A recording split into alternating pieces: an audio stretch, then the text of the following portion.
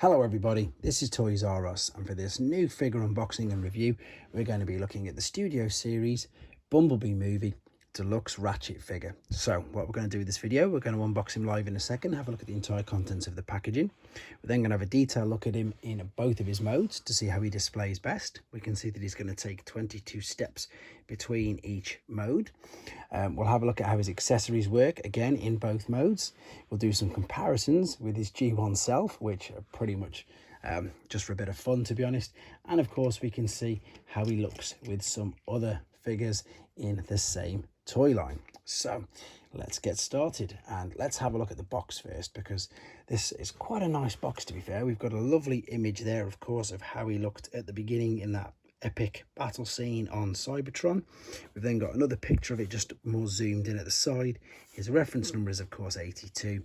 We've already said that it's from the Bumblebee movie, and we know we're going to get a nice war-torn backdrop scene as well. So let's open him up, and as I do, again, I want to thank Robot Recruits.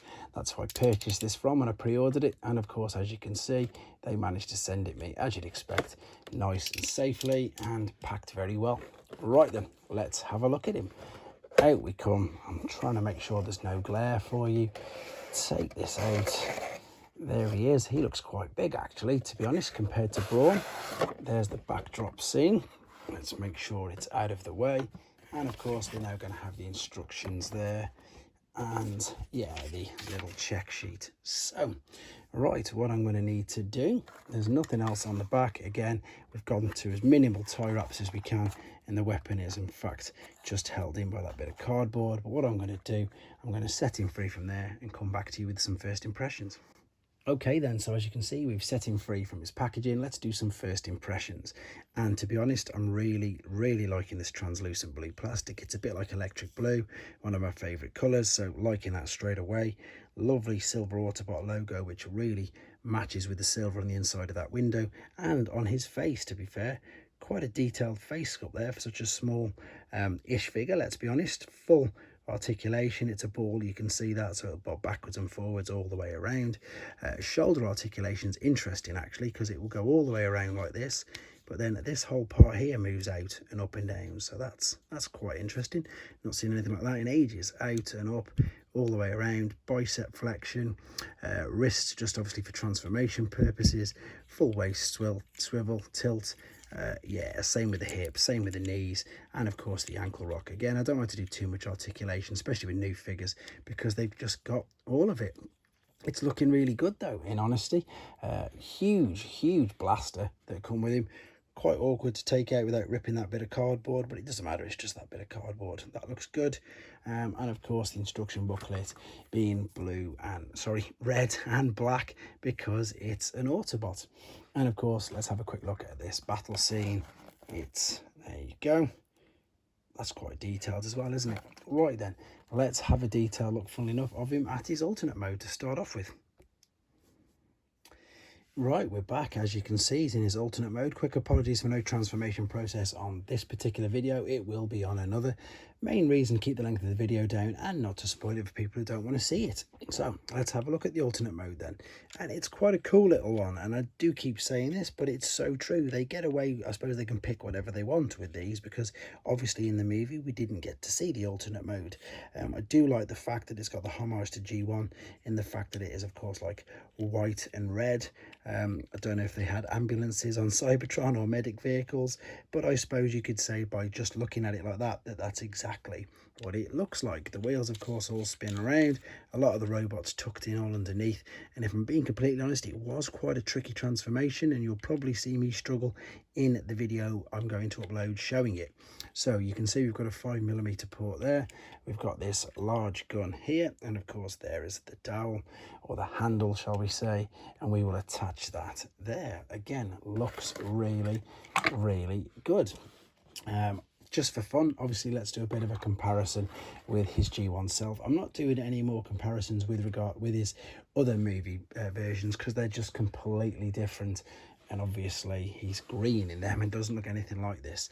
This is of course more based on his Generation 1 look, so that's why I've gone with this particular comparison.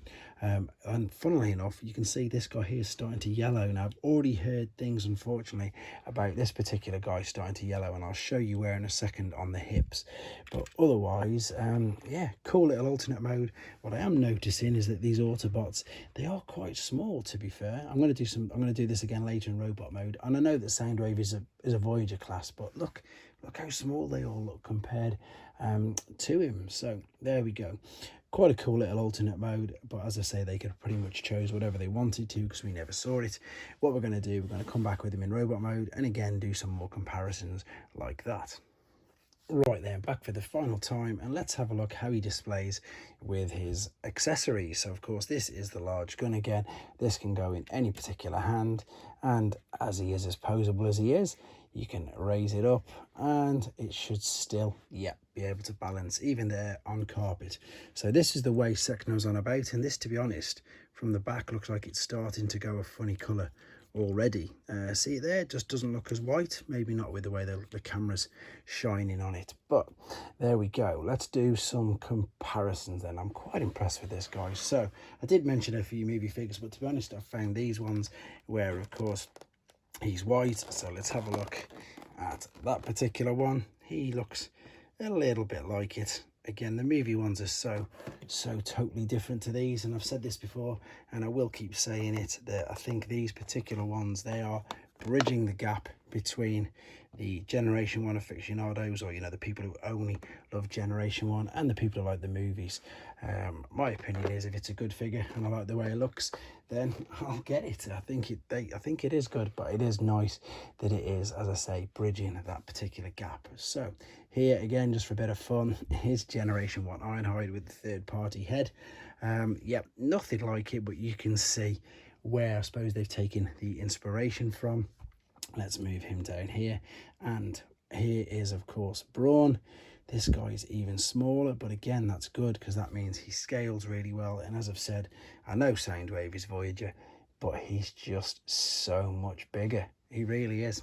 I need to get Optimus just to see how big he is compared to them. Anyway, that was a quick look at Studio Series Ratchet from the Bumblebee movie. I will be doing a transformation process video, so you can see that separately if you want to. It is quite complex, it is quite tricky. Maybe you want to save it for yourself, but if you want to see me attempting to do it, you can watch that as well. In the meantime, hope you enjoyed this video.